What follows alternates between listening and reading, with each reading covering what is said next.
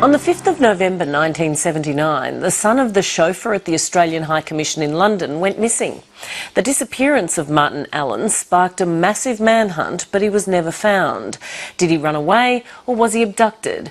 As each decade has passed, small strands of evidence have appeared, many of them suggesting that Martin Allen might have been taken by a pedophile ring with links to people high up in the British establishment, including MPs at Westminster. Several people trying to investigate the allegations have now been told to stop asking questions. Reporter Mary Gearan tracked them down, trying to put together the pieces of this most baffling case.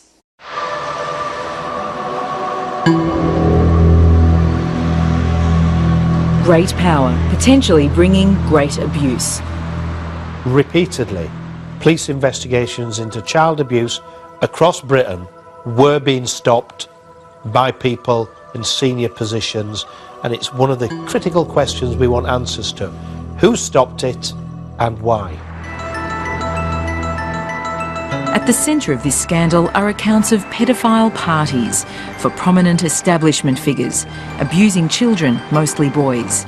Many of the claims are linked to this place, Dolphin Square, an apartment block near the Houses of Parliament. While MP Cyril Smith, who died in 2010, has been named as one of several politicians to have abused boys at another location, Elm Guesthouse in South London. You know, it was a group of people that obviously had a particular sexual appetite, which is unacceptable and disgraceful. It's starting to rain. Is it? The brother of one missing boy is sure of a connection to the sickening events.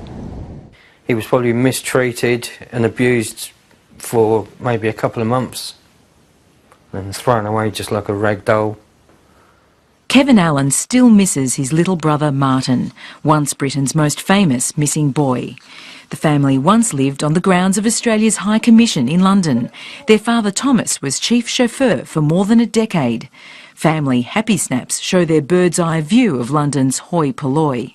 But everything changed for the Allens when 15-year-old Martin went missing on November the 5th, 1979, as he took the tube to another brother's place. First of all, he was treated like a missing kid, and then sort of word got out that there was the embassy link, and then I think that sort of oiled the wheels a bit.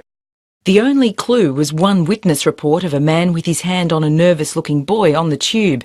It came to nothing. Heartbreaking days turned into weeks and months.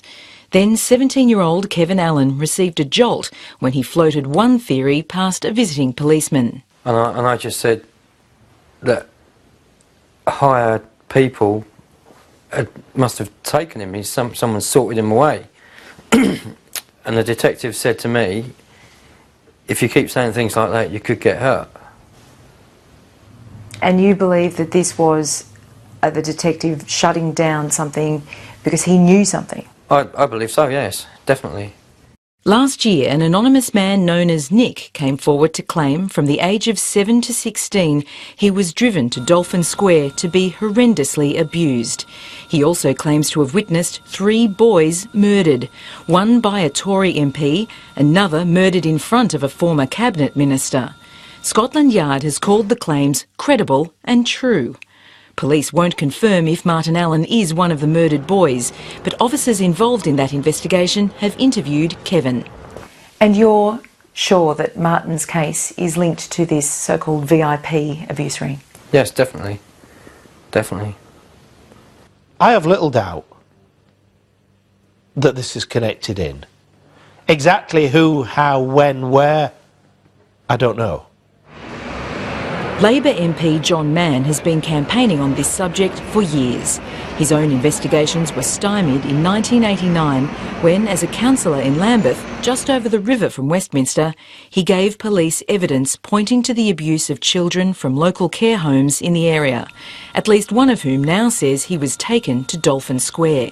And for 3 months they investigated, and then the investigating officers told me they'd been instructed by people on high in the police to stop all investigations, despite the fact we had a lot of documents and a lot of evidence.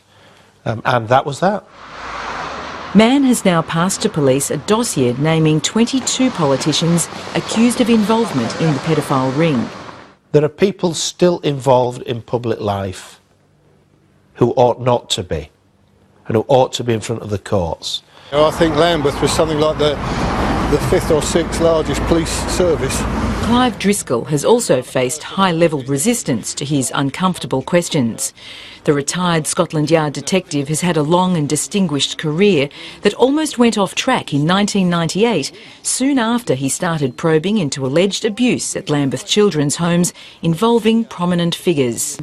Sort of within 2 weeks of that investigation starting, that I was asked to attend Barnes Police Station, whereupon it was suggested to me that I'd mentioned certain names as suspects, which I had.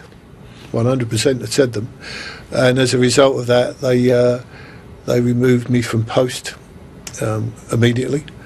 An old-fashioned officer, he still can't say what happened to him constituted a cover-up, but he still wonders what might have been.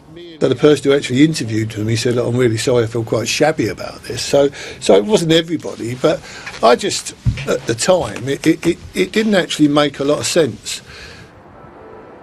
Driscoll had received information from Liverpool, the precinct that reportedly uncovered a shrine to Martin Allen at a local pedophile's home, but he can't say his unpursued evidence would have shed light on that case.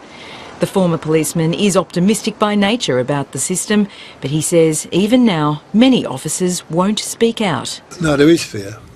I mean, I've had police officers contact me personally, and I think they would dearly love to come forward, but there is fear. There is immense fear.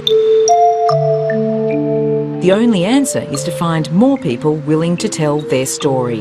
There will be people in Australia today who left Britain because of the abuse they had as children in order to start a new life and getting away from it. And what we need is any bit of information, any bit of evidence, whether they decide to go public, whether they decide to prosecute or not, can be vital. Kevin Allen has been left deeply cynical. His father in particular suffered. He used to go out with the dog and shed his tears, and be upset over Hyde Park.